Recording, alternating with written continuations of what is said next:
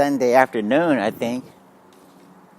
I may smell just a tiny bit of smoke, but for the most part, 98% of the time, since we had the fires in California, we haven't had much smoke in and around Camarillo. It's been drifting the opposite direction and completely bypassing Camarillo. But every once in a while, you do smell a slight bit, just for a small amount of time or something. But yeah, there's, it's one of the situations, it's inevitable that the wind is going to blow back in this direction every once in a while, and you're going to smell it. So, what can you do? So how are you guys doing today? Hope everything is going well for you guys out there. It seems like, the catastrophes and the natural disasters, they occasionally hit everywhere now. No one is immune anymore. We in California, we watched as every other state got floods and hurricanes and other, national disasters and stuff like that. And we kind of like had a little reprieve for a while, but it looked like it's definitely our turn in California to get our lives disrupted, definitely, by what's going on. Now let's see what else is in the news.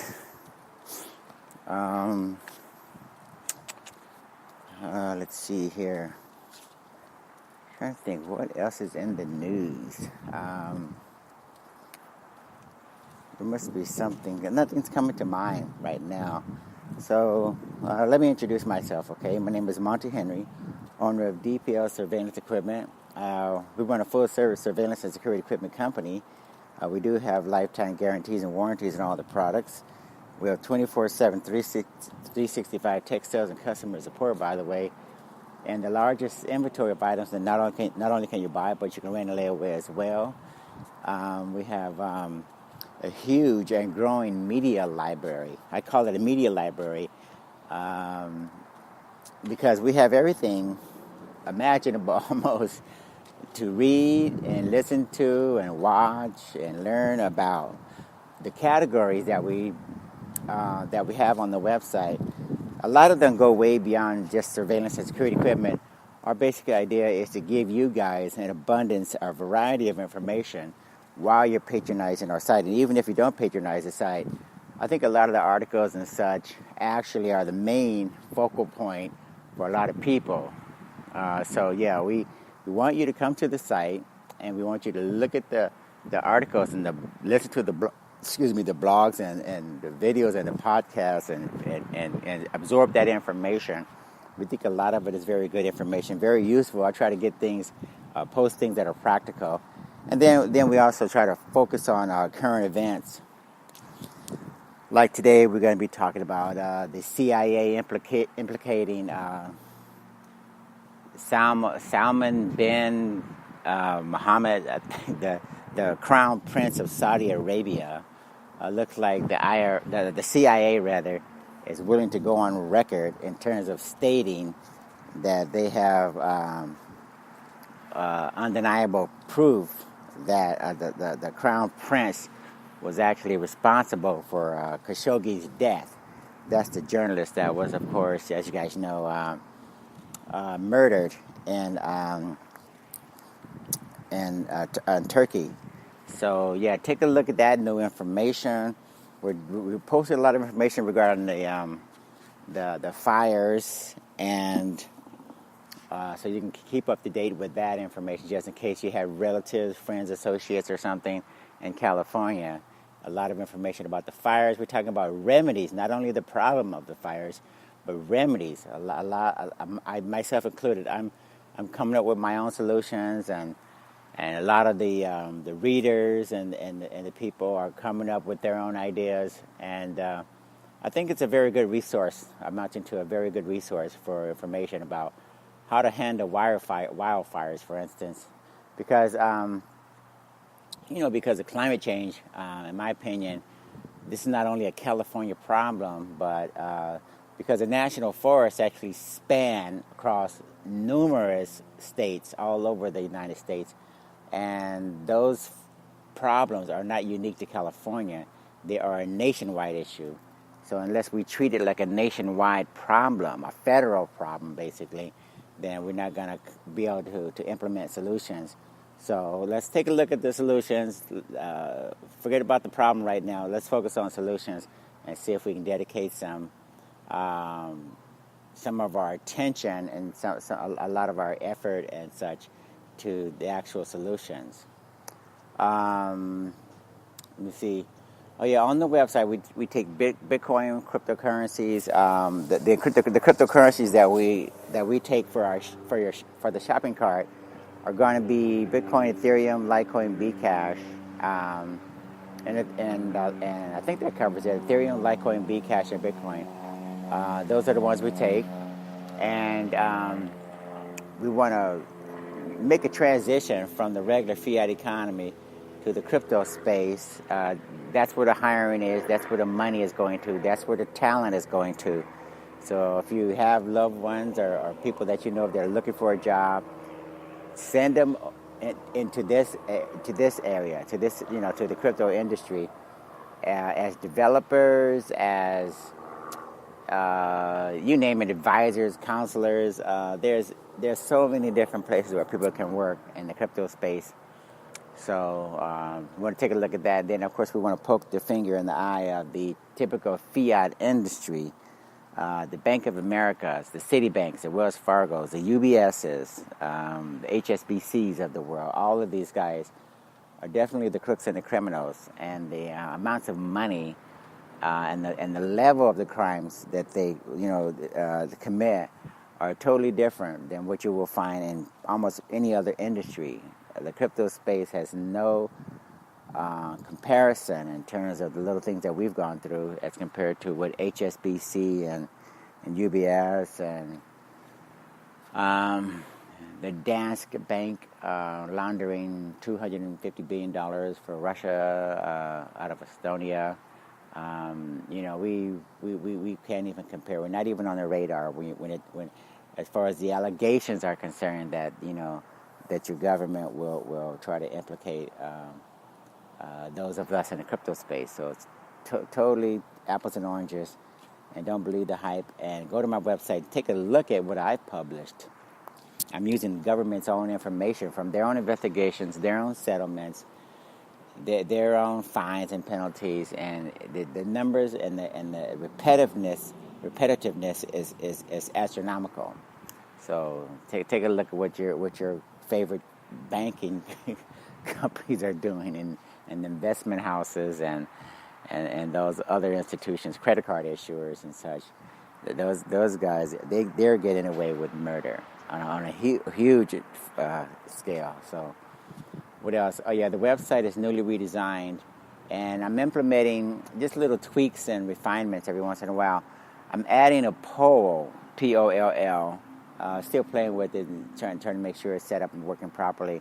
So when you go to my website, when you click on articles, not only are you going to see the podcasts and the blogs and the other forms of media to look at and consume, also take a look at the polls. The polls is where we're going to be asking for your opinion, your feedback on a wide range of topics. The only topic that we have right now, which was my test topic, is going to be the wildfires, and what do you think is the cause of the wildfires. So when you go to that, go to my website, look under articles, and click on that poll, and give us your feedback. And then we also are going to take a look at some other polls. I'll probably take a look at gun control and what do you call it? Active shooter training. I think I'm going to be taking a look at active shooter training, trying to get your input. Should active shooter training, for instance, be implemented and required on buses and trains and airplanes, synagogues, churches, restaurants, bars, airports? Should we have any idea in terms of those places telling us at least giving us some idea of what to do, what not to do, just in case there's an active shooter event. Not sure how it could be implemented when you walk into walk onto a plane or something, or walk into a larger restaurant or something. But it wouldn't hurt if we could find out, something just to keep us reminded that these are real events and that there's we just need to, even if it's just something, just keep your eyes and ears open, report suspicious activity, something. You know what I mean? So anyway, we're gonna put that poll out there on the website under polls. So let's move ahead to this article. Now, this article, I'll give you a heads up. This article is another reason why I'm so adamant about using Bitcoin and blockchain and such, because the brokerage industry, they do self-policing for the most part, and under the current administration especially, regulations and oversight is being rolled back to the point where it's just basically letting these guys get away with conflicts of interest, taking advantage of the customers, in my opinion. There's a number of different things that happen when you don't have any real regulation, real oversight, okay? And this is just another example. So I'll let you guys decide for yourself after we do the podcast. The name of the website is called, the name of the article is called Finra Arbitrators Let Thousands of Brokers Purge Infraction Records. Again, Finra Arbitrators Let Thousands of Brokers Purge Infraction Records. Brokers with scrubbed records are more likely to generate complaints, two academics found. Excuse me, just one second here. Thousands of brokers have scrubbed their records clean of complaints by customers and employers, allowing them to hide information from potential investors, according to a new study. These brokers were more likely than other ones to receive additional complaints or other allegations of misconduct after their records were cleaned, according to the academic paper which analyzed public regulatory records from 2007 excuse me, to 2016.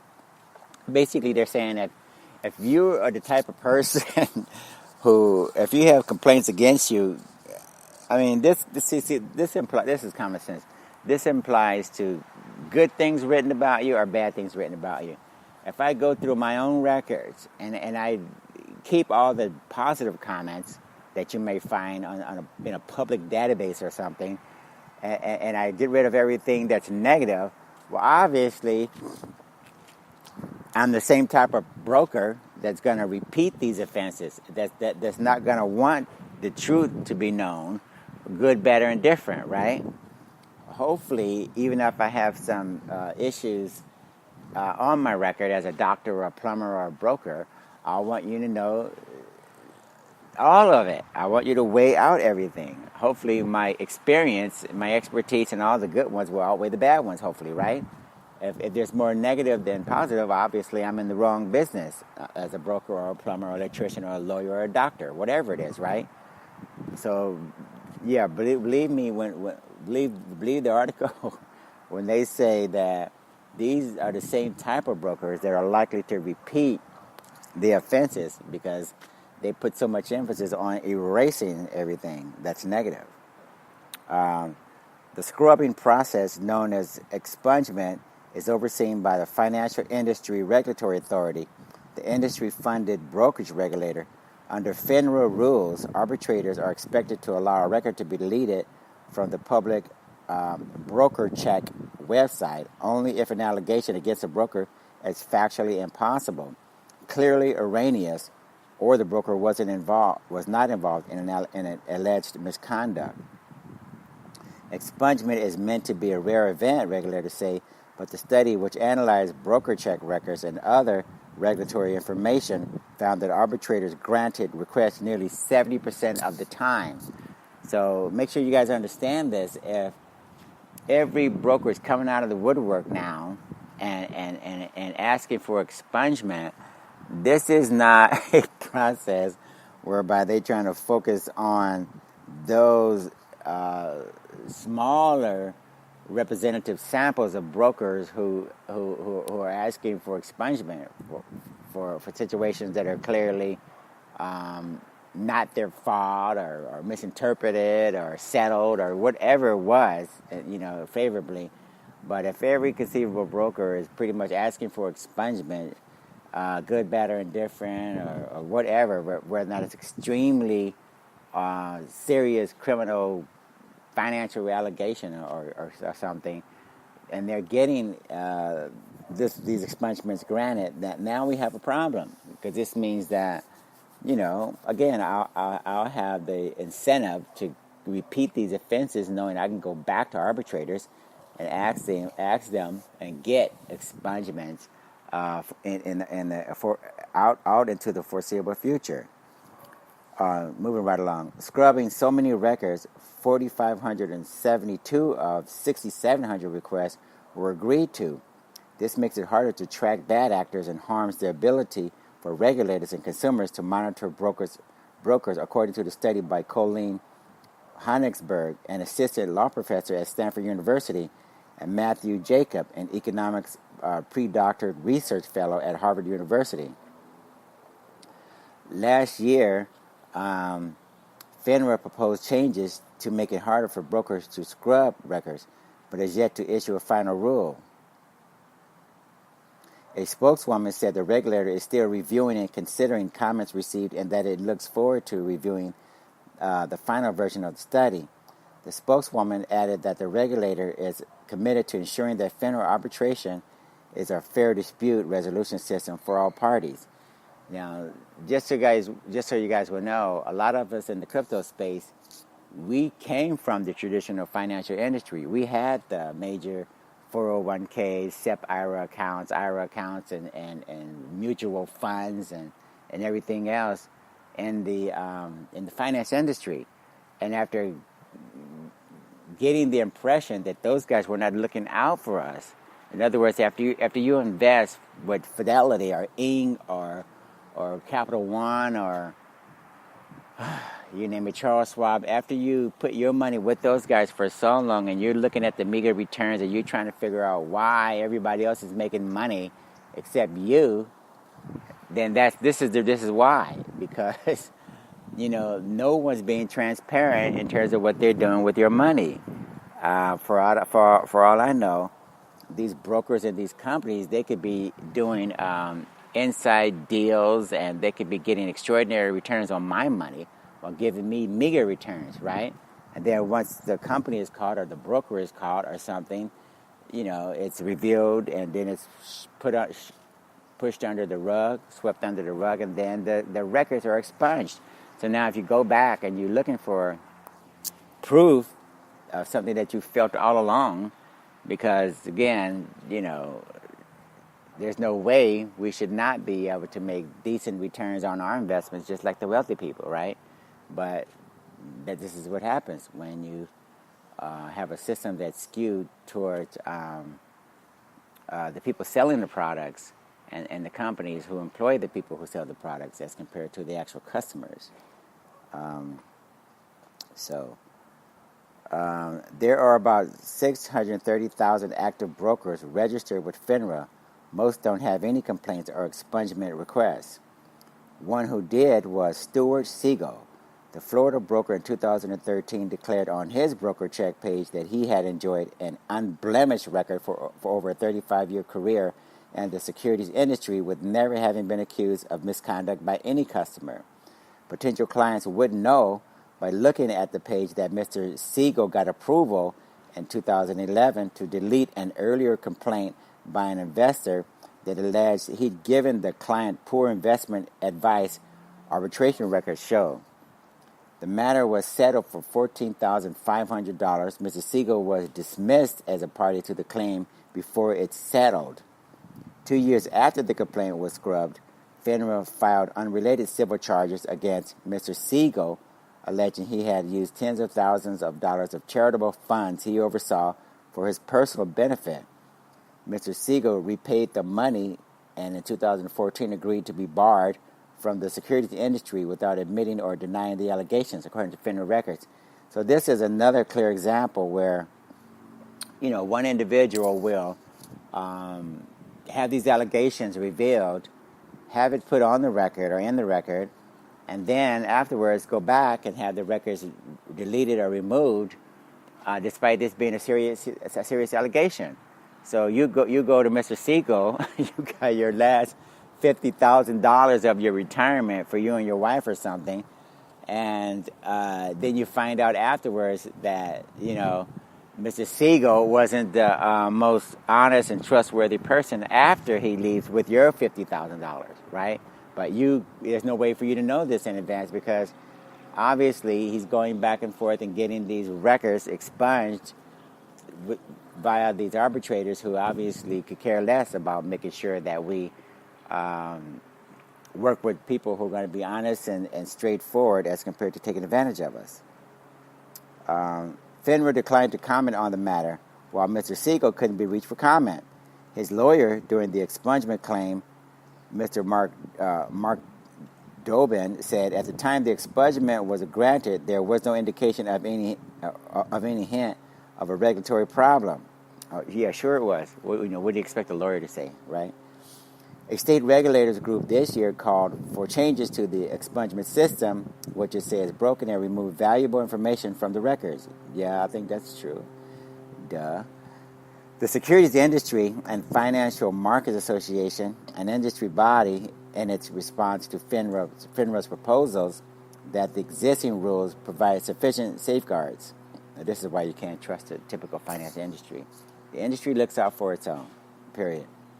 FINRA urges investors to check brokers' disciplinary records using its broker check system, but these records don't show attempts to scrub complaints, even though such requests are a red flag, according to the study. See, this shouldn't be any different than the typical credit card inquiry or something that shows up on our accounts as consumers. If you go to a automobile dealership or furniture store or something and you try to finance something on credit, obviously because it's on credit and being financed, someone is going to check your credit history, right? And that'll show up as what they call a ding, D-I-N-G, or an inquiry, right? The more inquiries you have, the more likely it looks like you're shopping around for loans and credit, and maybe you get it, maybe you're not. But it's an indication that there could be a problem, right? The more inquiries you have, the more likely there's something going on here. The less inquiries you have, the more likely there's not an issue. And I don't see any reason why brokers should have complete expungement of everything. At least they should have something that indicates that there may have been a problem or something, but don't just wipe it clean as if the incident never happened. It could be a very severe incident that you would want to know about because it's your money and you're trusting this guy with your money, right? So Mr. Dobin says it has gotten much harder for brokers to clean records in recent years. In particular, brokers can no longer make offers to settle complaints that hinge on the clients agreeing not to fight an expungement. FINRA has demonstrated a growing hostility to expungement, he added. A recent surge in brokered sales of private stakes in companies known as private placements could fuel new requests to scrub records. Brokers who sold these deals were 4 times more likely to seek expungement than the industry average, according to analysis of arbitrators' records by Ms. Honigsberg and Mr. Jacob. Their success rate, 62%, is slightly worse than the industry average, the analysis found. More than 1 in 5 brokers who were denied requests to scrub red flags went on to rack up additional allegations of misconduct, the study found. That compares with only 4% of all brokers who received any allegation of misconduct from 2007 to 2017, according to the study. Former stockbroker Anastasios Belises, known as Tommy, tried 8 times to scrub complaints filed between 2012 and 2015. None passed, according to regulatory records. He's now barred permanently, and the firm where he served as CEO, John Thomas Financial, has been expelled from the industry. Mr. Belises, whose firm sold penny stocks to investors, declined to comment on the expungement process, saying he had nothing to do with the industry anymore. It's irrelevant to me, he added, and that these are all past events that occurred in another lifetime to me, and a lot of that was sensationalized from the regulators. So, again, you guys, remember, we need to make sure that we realize that there's an alternative. When you buy your Bitcoin, when you buy your Litecoin, when you go through Coinbase or whatever exchange that you trust, Coinbase is probably the most predominant right now, Bitfinex and a few others. But when you go through your exchange and you get your Bitcoin, you don't have to deal with brokers and such. And believe it or not, the way Bitcoin is designed is to eventually even get rid of the Coinbases, those centralized exchanges overall. So remember, the inherent platform or purpose of Bitcoin and cryptocurrencies in general is to do away with all of these middlemen, do away with the intermediaries, do away with the possibility that you have to trust someone, okay? Well, if I give you my Bitcoin address, I'm giving it to you.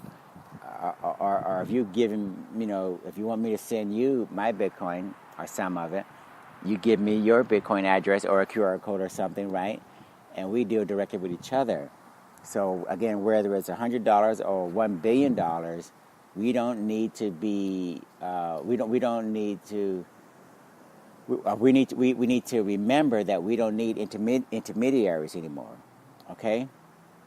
I mean, if some of your transactions are going to be left in the typical old school fiat system, that's fine. But remember, you do have an alternative. And there's lots of people that are interacting directly with each other in the Bitcoin space. We're buying goods and services online. We're sending money back and forth to each other, to our relatives, friends, associates, family members, whatever. We're not using intermediaries. We're not using middlemen. If you can give me a QR code, if you can give me a Bitcoin address to your wallet directly, that's how we transact. And going forward in the future, I think a lot of people are going to consider it very, very prehistoric to have to trust anyone, especially to doing transactions. It just doesn't make sense. Okay, so anyway, as we like to say, at the conclusion of every single podcast, keep your eyes and ears open and stay safe out there. And we will talk to you guys later. Bye.